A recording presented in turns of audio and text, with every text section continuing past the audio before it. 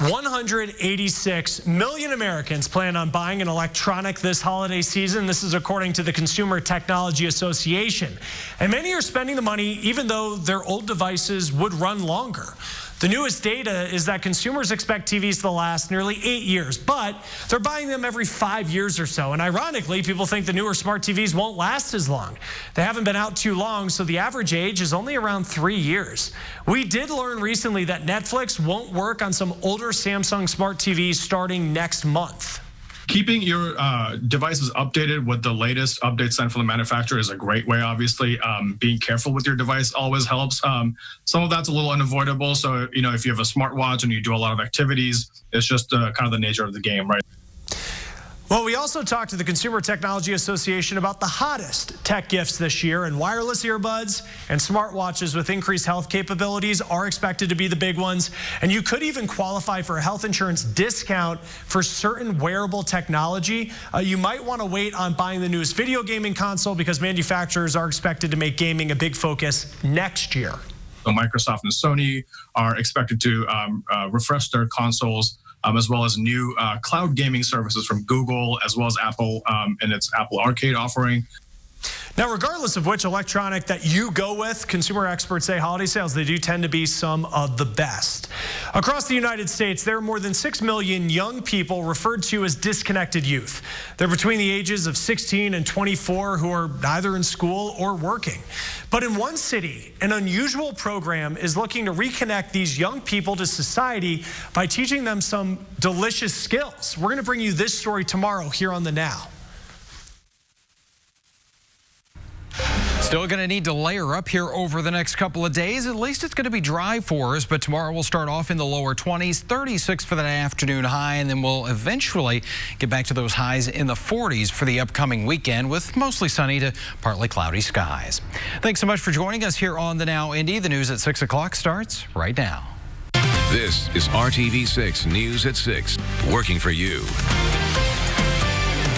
Absolute tragic reminder of the dangers of finding yourself stranded on the side of the highway. A man hit and killed while he was trying to change a flat tire on the side of I-465 this morning. We go to the experts, the do's and don'ts while changing a tire on a busy road. A Fishers Police K-9 killed during a manhunt for 2 suspects who led officers on a chase.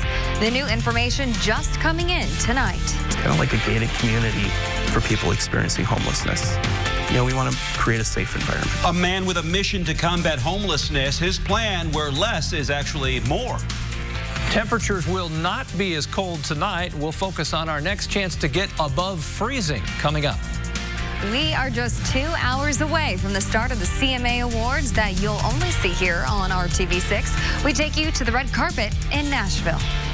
Good evening. I'm Amanda Starantino. And I'm Mark Mullins. First at 6, a man killed, hit by a car while changing a flat tire on the side of I-465. And cars break down on local interstates every day. So working for you, RTV6's Megan Sanctorum went to the experts. What you need to know before you get out of your car to change a tire. It's not uncommon to see someone with a broken down car or flat tire on the side of the highway as traffic zooms by. Anytime you find yourself stranded in the car, safety should be your #1 priority. Police are calling the crash on I-465 this morning a tragic reminder of just how dangerous these situations can be. Another car came along and hit this driver. So today, police and other experts are sharing tips on how to stay safe. Number 1, try to get off the highway if you can. In an urban area where there's plenty of exits, drive to the next exit and get somewhere safe. Even if you ruin the rim on your car, it is the safer thing to do. He says sometimes that's not possible. So if you have to stay on the shoulder, call police. For us to sit behind you with your lights to assist with that tire change, to make it a lot faster and expedite that process so that we can get you out of there safely. Experts with AAA also recommend keeping an emergency kit in your car, one with lights, flares, and a reflective vest. A little bit extra can keep someone aware of where you're at, move them over so that you have plenty of room. It could be the difference. He says those behind the wheel need to do their part as well and stay alert. All of us have a role in being vigilant to provide as much safety as possible for the folks on the roadside. Working for you, Megan Sanctorum, RTV6. Tonight, an outpouring of support for this Fishers K-9 officer who gave his life to protect people in our community. K-9 officer Harley was killed this morning during a manhunt for two suspects who allegedly led police on a chase. This memorial honoring Harley is now up in the lobby of the Fishers Police Department. Harley is the first line-of-duty death for the Fishers Police Department. Services for the fallen 5-year-old K-9 will be announced at a later date. Fishers Mayor Scott Fatton is tweeting this out, quote, K-9 Harley answered his last call early this morning, protecting his fellow officers and our community. We owe him and our men and women in uniform a debt of gratitude, end quote. As for the two suspects, police arrested them both in the Saxony neighborhood this morning. These mugshots just released. The Fishers Police Department says officers arrested Richard Garrett and Roshana Farrow. They are both 19 years old and from Indianapolis. Officers say they tried to stop the pair on I-69 because they thought it could be a drunken driving case. After a brief chase, investigators say the suspects stopped in the Saxony neighborhood and ran from their car.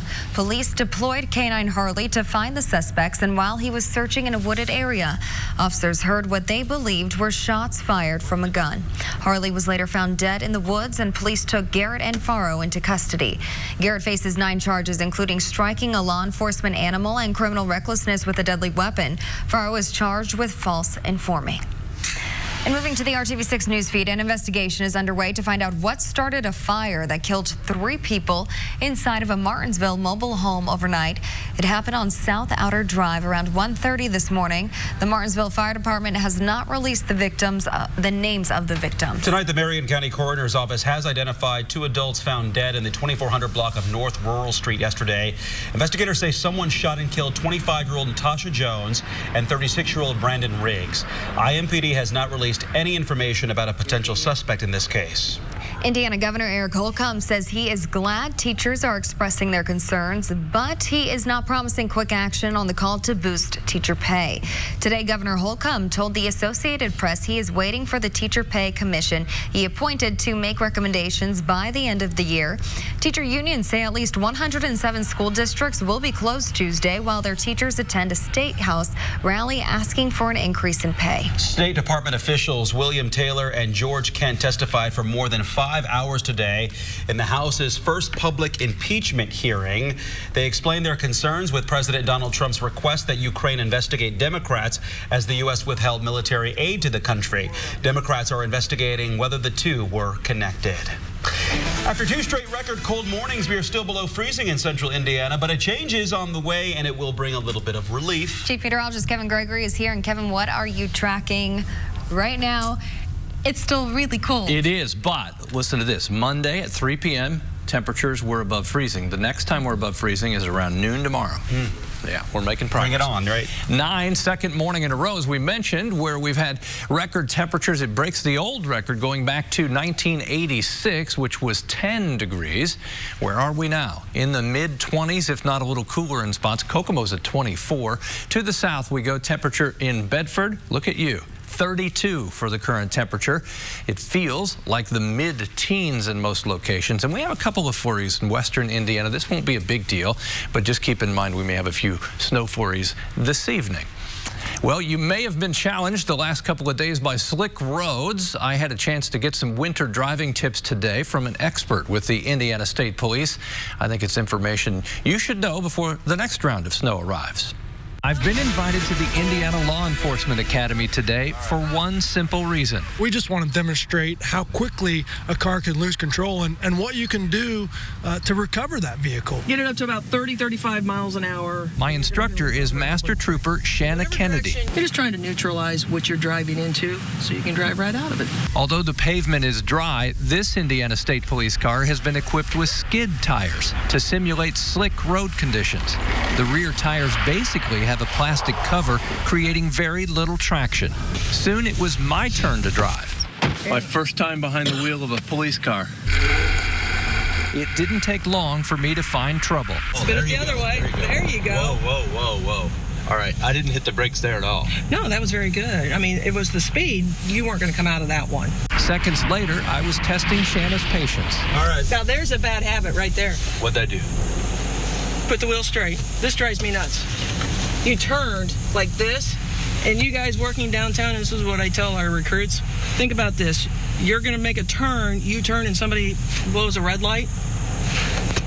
You just snapped your wrist. If you find yourself losing control behind the wheel, Shanna recommends this. Take your foot off the accelerator and reduce the RPMs and the speed. Don't put it on the brake. The brake is probably one of the worst things you could possibly do when you're in a skid. There is something much easier you can do. Slow down. Can you say that a little more slowly? Slow down. Note taken. And Kevin, stop ticking off all the police officers. RTV6 is working for you, finding out more about an initiative on the West Side that is aiming to provide hope and a place for people to heal. The focus is on those experiencing homelessness. Tonight, our Nicole Griffin is finding out how one group wants to help those who are ready to live a more stable life. A tiny house community is being planned on the city's west side. Those behind the project want it to be a safe place for people transitioning out of homelessness. When they're ready to make that step towards a better life, we can help them. The plan is to build 28 tiny homes at 1318 South Lyndhurst Drive. We'll build initially 14. They will have a bathroom, shower, sleeping area. That would be their home. Homelessness is an issue that impacts hundreds of people in Marion County. The IU Public Policy Institute takes a point-in-time survey each year on January 30th. The 2019 numbers show 1,500 people were experiencing homelessness. 66% of those people stayed in emergency shelters. One of those people was Debbie Parrish's brother, Larry Hatfield. When the coroner called me, I couldn't believe it. Hatfield got sick, lost his job, and was experiencing homelessness. He just passed away on October 26th. If he had had an opportunity like the tiny villages, where he could get the help getting his disability, get the help nutrition-wise, I think he would still be alive. With Circle City Village being planned for a residential area, there have been some concerns brought up about how the tiny houses will impact the property values in this area and the safety. We've done a lot of research with locations where they have now multiple tiny house villages. We found that things like property values are not negatively affected by it. Safety, you have a controlled environment, 24/7 security. In order to stay at Circle City Village, each person will have to apply, complete a 30-day probation period, and a background check. Working for you on the West Side, Nicole Griffin, RTV6. Leaders are hoping to break ground on Circle City Village this summer. They are still dealing with zoning now that they have the land and their 501c3 status. The project will be paid for through private donations. Well, taking down the barrier separating you from the job that you want. We take a look at a local company and what they're doing to bridge the language gap for some Hoosiers and the opportunities they have that are open to you. IU's football team is having its best season in a quarter century. One of the Hoosiers' smallest players is making a very big impact. Brad Brown has a closer look coming up in our Sports Extra Spotlight. People Furniture Galleries. Live life comfortably. This is RTV6 News at 6, working for you. Hiring Hoosiers is aimed at opening doors to employment that can also provide new skills to enhance your career. That is the goal of the international company Geodis. They have 11 different warehouses in Plainfield, and they showed me how they are using technology to bridge the language gap for some Hoosiers. Geodis runs like a well-oiled machine. With 2,200 employees between its 11 Plainfield warehouses, items from big retail companies are ordered, stocked, and shipped by employees and robots working together. I need the job and I like it. Geodis is a good entry-level employment option for people of all backgrounds. Inside this building, you'll find employees from more than 24 different cultures. Ka Nem is from Burma. She has been with Geodis for the last 2 years, her first job since moving to the U.S. 10 years ago. Sometimes I don't understand and my brain what do something and understand, and sometimes in my heart.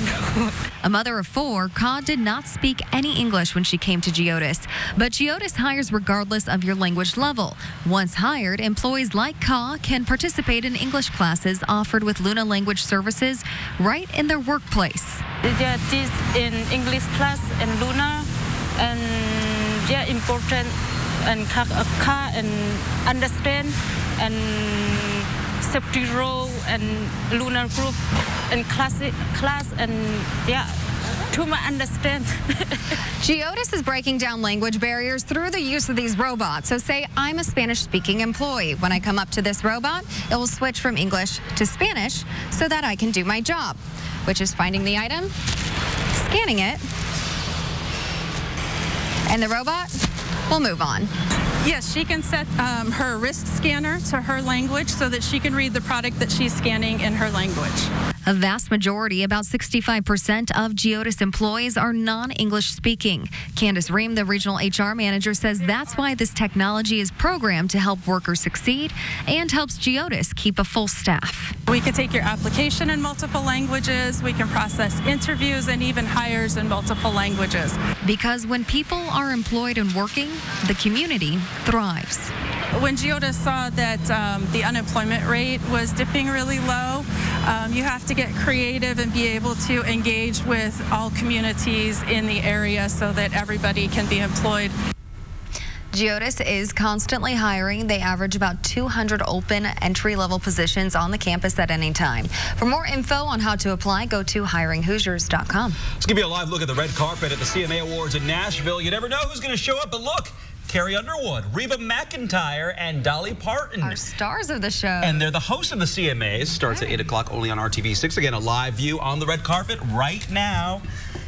The hosts. And they look fantastic. Yeah, they look great. It is a night designated to celebrate women in country music. But before the award show begins at Bridgestone Arena in Nashville, it's all about that red carpet. That's where Hank FM's Kara Dennis joins us tonight. Good evening from the red carpet in Nashville, 53rd Annual CMA Awards. We are joined by Tyler Rich and Sabina Rich. Can I call you that now? Yeah, I mean, I think with acting, I'm still going to stick with Sabina Gadecki Rich. I'm going to hyphenate it. Long name. Long Polish name. How was the wedding? I mean, it was pretty recent. Yeah, it was 2 months ago this Friday, which is crazy. And it was the party we dreamed of.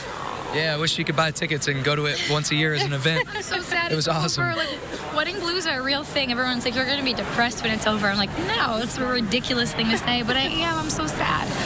Well, I'm sure the party has something to do with that, and it's a pretty big party this evening. What do you look forward to the most coming to the CMA Awards? And I should ask, is this your first red carpet for the CMAs? It is, yeah. We've done the after parties for the CMA every year. We've done everything around it, but I've never actually been invited to the show yet. And so we're extremely excited to be here. It's just award shows are great because you get to see all your friends. We're always on the road. We're never at the same spot, same city at the same time. So these nights start with a bunch of hugs and how you been's and end with a bunch of shots and see you soon. And it's always good.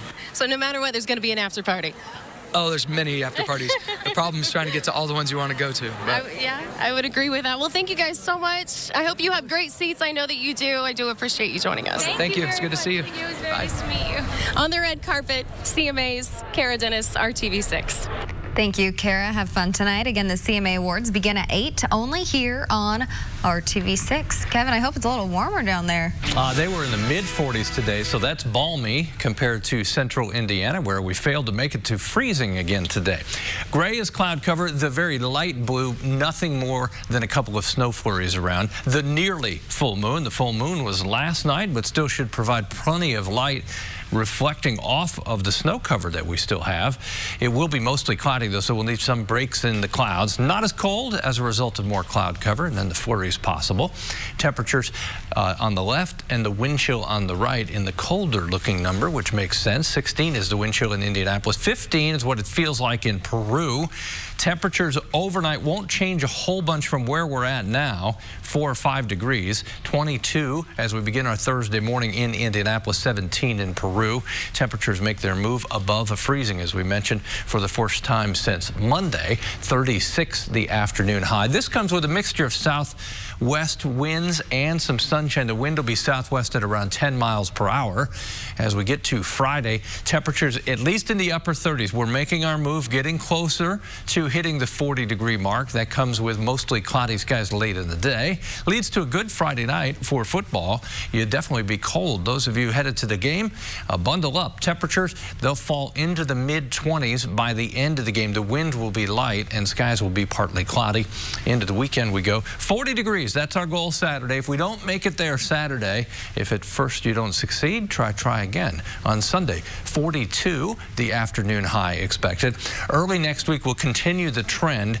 Temperatures hold steady Monday. Then we make some real progress as we get to Tuesday and Wednesday. Temperatures coming into the upper 40s by then. Beyond the 7-day forecast, indications are average to maybe slightly below average temperatures. Here's your 7-day planner. Over the next 7 days, temperature progress is made not only in the high temperatures, but overnight lows back into the low 30s early next week, and that will go with temperatures in the middle to upper 40s for highs. And you notice what else? It is a dry 7-day forecast. Our Brad Brown is ready for sports. Brad? Let's get right to the Colts. The first practice for Week 11. They're home Sunday against the Jaguars. Adam Vinatieri, check. A couple of extra points and a 40-yard field goal, good while we were there. Jacoby Brissett, check as well. Full participant in practice, points toward him starting Sunday against Jacksonville. The conversation with Coach Reich, though, steered much toward kicking, and he was firm in standing behind his veteran guy. Yeah, the temperature of the locker room is always important on everything. I mean, the personnel decisions really come down to Chris and I making those, but I have every reason to believe that the temperature in the locker room is Adam. Adam is our guy. Everybody wants that. Everybody has the utmost confidence in Adam, and zero indication of anything but that. Full confidence behind the veteran kicker. Good evening, everyone. There has been a lot of attention around IU's quarterback situation during their 7-2 start. Michael Penix Jr. is out for the season. Peyton Ramsey, though, has often been spectacular in his place. When the Hoosiers need a spark, though, they get it from WAP. Here's a closer look in tonight's Sports Extra Spotlight. There have been many players that have had a hand in IU's success this season, but few are quite as dynamic as junior Whop Fillier. Backfield, Penix throws. He's got a man. Fillier, look out. When the Hoosiers offense has needed a big play, it's most often been Fillier that's on the receiving end. We're going to be confident, but we're always going to just focus on that next game. Confident, we're always going to be here. We're going to have the confidence, but the next game is always going to be the task at hand. One reason why I believe we got him here and he came to Indiana was because his mother believed that this was the best place for him to be developed as a man. Beyond the performance on the field, Fillier has become IU's big energy guy. There was an appearance of a Chucky doll prior to their game at Nebraska. Man, Chucky a bad man, so, we got to bring a bad man out there with us because we're a bad football team. So, we got to bring a bad man out there to show that we're a bad football team. I didn't know he was going to bring it on the trip. And I didn't see it again until right before the game. And I was like, I mean, this is weird, but that's just Wop's personality. He's a fun guy to be around. And the celebrations that have come with big win after big win. I like seeing people smile. But I don't want nobody to have head down, none of that stuff. I just like bringing energy. They call me the Energizer Bunny, so I just like bringing energy to people. Like that? Yeah, I love it. The pure joy of playing football and the strong possibility that the NFL will be in his future. I'm just making plays. I just make plays for my team. That's all I've been doing all my life, just make plays for my team because I love winning. Fillier's given name is Elias D'Angelo. As for the nickname WAP, well, he loved Burger King as a kid. Was also a track standout in high school. 10.5 seconds his best time in the 100-meter dash. Well, you can watch the Hoosiers coming up Saturday on RTV6. First time in more than 25 years that IU's been ranked. They will take on number 9 Penn State. Live coverage starts at noon, part of a triple header here with all of the teams ranked. That's this weekend. Time for one more break. Back to finish off tonight's news at 6 next. The comfort of Tempur-Pedic at Mattress Firm. You'll see a few flurries tonight, and then the awards will be flying for the CMA starting at 8 o'clock. Is that how that works? Yeah. Okay. Everybody gets an award. Everybody does. We'll see you at 7.